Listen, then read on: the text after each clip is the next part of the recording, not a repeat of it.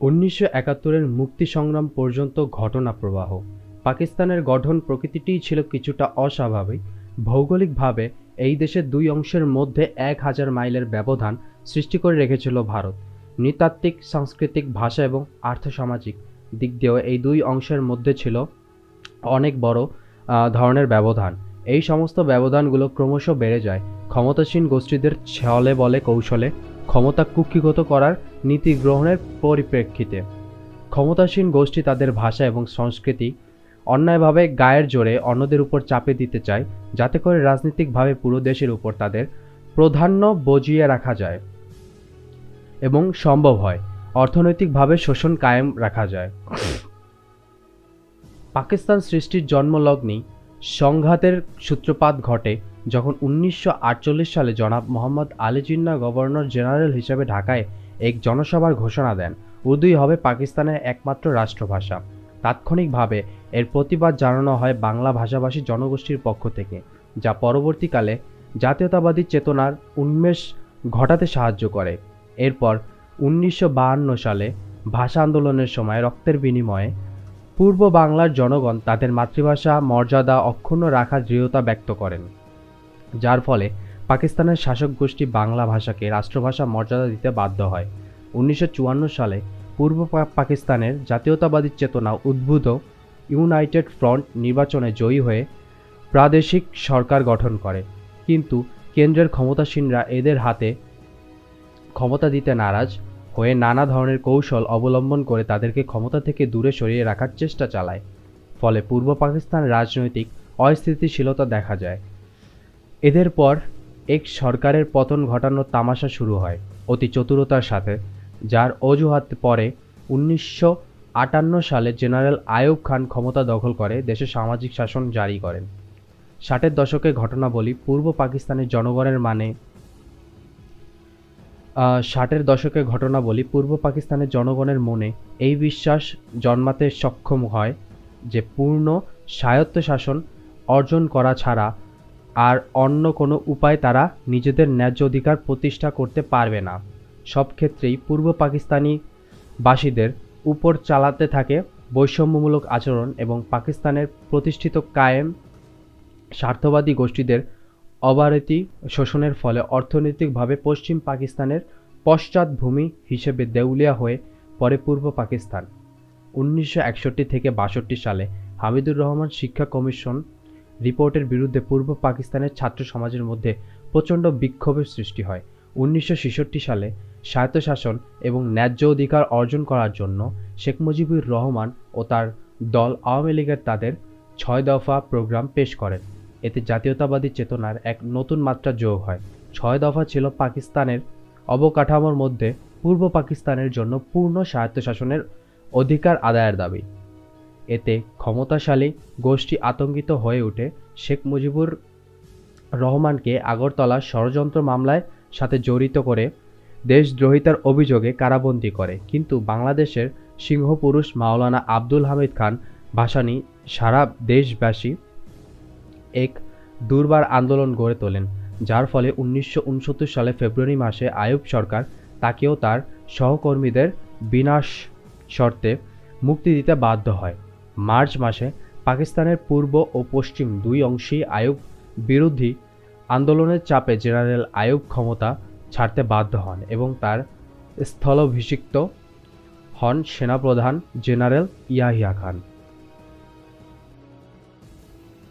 General Yahya Khan ১৯৭০ সালে পাকিস্তানের জাতীয় এবং প্রাদেশিক নির্বাচন করান। সেই নির্বাচনে আওয়ামী লীগ জাতীয় এবং প্রাদেশিক নির্বাচনে নিরঙ্কুশ সংখ্যাগরিষ্ঠতা অর্জন করে কেন্দ্র এবং প্রাদেশিক সরকার গঠনের দাবিদার হয়ে ওঠে। কিন্তু সামরিক জান্তা এবং পশ্চিম পাকিস্তানের ধূর্ত রাজনৈতিক নেতা জুলফিকার আলী ভুট্টোর যোগ সাজেশে আওয়ামী লীগের কাছে ক্ষমতা হস্তান্তর না করার ফন্দি ফিকির করতে থাকেন। তাদের এই ধরনের কূটকৌশলের জবাবে পূর্ব পাকিস্তানের জনগণ এক অসহযোগ আন্দোলন শুরু করে। ১৯৭১-এর ৩রা মার্চ থেকে ২রা মার্চ পূর্ব বাংলার ছাত্র ও যুব সমাজের পক্ষ থেকে আসম আব্দুর রব ঢাকা বিশ্ববিদ্যালয় বটতলায় সর্বপ্রথম স্বাধীন বাংলাদেশের পতাকা উত্তোলন করেন। তার এই উদ্যোগের জন্য শেখ মুজিব জনাব রবকে তিরস্কার করেছিলেন। এর চাক্ষুষ সাক্ষী আজও অনেকেই বেঁচে আছেন। ৩রা মার্চ পল্টন ময়দানে বিশাল জনসভায় ছাত্রলীগের সাধারণ সম্পাদক জনাব শাহজাহান সিরাজ স্বাধীনতার ইশতেহার পাঠ করেন শেখ মুজিবের উপস্থিতিতে। অপ্রত্যাশিত এই ঘটনার ফলে শেখ মুজিব ক্ষুণ্ণ হন এবং সভা শেষে শোভাযাত্রার নেতৃত্ব দিতে অসম্মতি জ্ঞাপন করেন।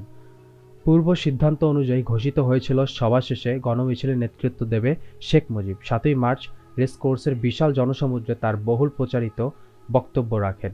বক্তৃতা প্রসঙ্গে তিনি বলেন, এবারের সংগ্রাম আমাদের স্বাধীনতার সংগ্রাম, এবারের সংগ্রাম আমাদের মুক্তির সংগ্রাম। কিন্তু বক্তৃতা শেষ করার সময় তিনি ঘোষণা দেন, জয় বাংলা, জয় পাঞ্জাব, জয় সিন্ধু, জয় বেলুচিস্তান, জয় হয়।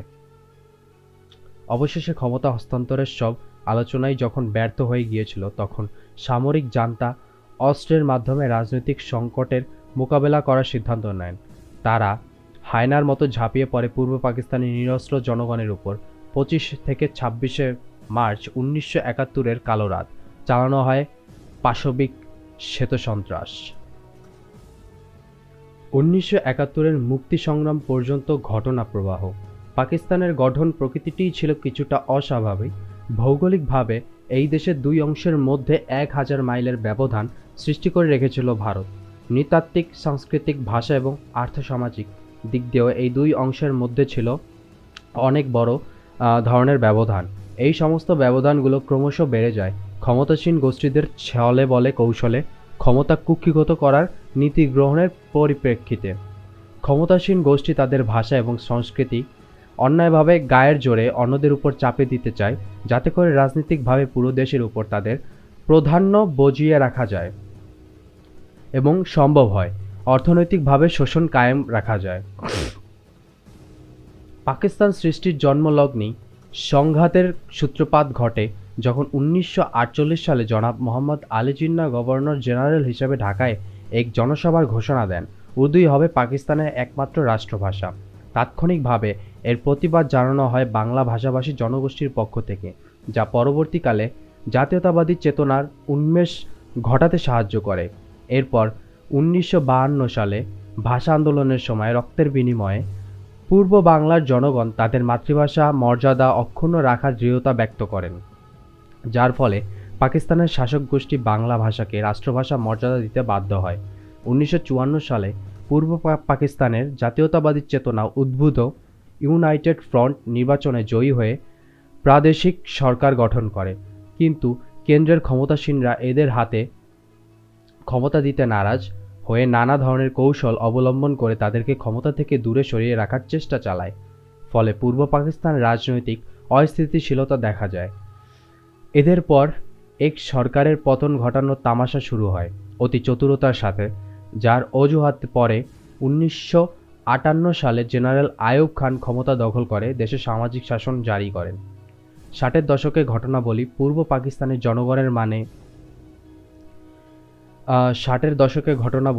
পাকিস্তানের জনগণের মনে এই বিশ্বাস জন্মাতে সক্ষম হয় যে পূর্ণ স্বায়ত্তশাসন অর্জন করা ছাড়া আর অন্য কোনো উপায় তারা নিজেদের ন্যায্য অধিকার প্রতিষ্ঠা করতে পারবে না।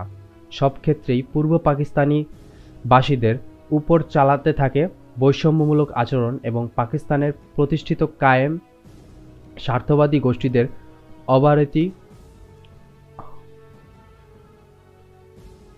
অবারিত শোষণের ফলে অর্থনৈতিকভাবে পশ্চিম পাকিস্তানের পশ্চাৎভূমি হিসেবে দেউলিয়া হয়ে পড়ে পূর্ব পাকিস্তান। ১৯৬১ থেকে ৬২ সালে হামিদুর রহমান শিক্ষা কমিশন রিপোর্টের বিরুদ্ধে পূর্ব পাকিস্তানের ছাত্র সমাজের মধ্যে প্রচণ্ড বিক্ষোভের সৃষ্টি হয়। ১৯৬৬ সালে স্বায়ত্তশাসন এবং ন্যায্য অধিকার অর্জন করার জন্য শেখ মুজিবুর রহমান ও তার দল আওয়ামী লীগের তাদের ৬ দফা প্রোগ্রাম পেশ করেন। এতে জাতীয়তাবাদী চেতনার এক নতুন মাত্রা যোগ হয়। ৬ দফা ছিল পাকিস্তানের অবকাঠামোর মধ্যে পূর্ব পাকিস্তানের জন্য পূর্ণ স্বায়ত্তশাসনের অধিকার আদায়ের দাবি। এতে ক্ষমতাশালী গোষ্ঠী আতঙ্কিত হয়ে ওঠে শেখ মুজিবুর রহমানকে আগরতলা ষড়যন্ত্র মামলায় সাথে জড়িত করে দেশদ্রোহিতার অভিযোগে কারাবন্দী করে, কিন্তু বাংলাদেশের সিংহপুরুষ মাওলানা আব্দুল হামিদ খান ভাসানী সারা দেশবাসী এক দুর্বার আন্দোলন গড়ে তোলেন, যার ফলে 1969 সালে ফেব্রুয়ারি মাসে আইয়ুব সরকার তাকেও তার সহকর্মীদের বিনাশ শর্তে মুক্তি দিতে বাধ্য হয়। মার্চ মাসে পাকিস্তানের পূর্ব ও পশ্চিম দুই অংশেই আইয়ুব বিরোধী আন্দোলনের চাপে জেনারেল আইয়ুব ক্ষমতা ছাড়তে বাধ্য হন এবং তার স্থলাভিষিক্ত হন সেনাপ্রধান জেনারেল ইয়াহিয়া খান।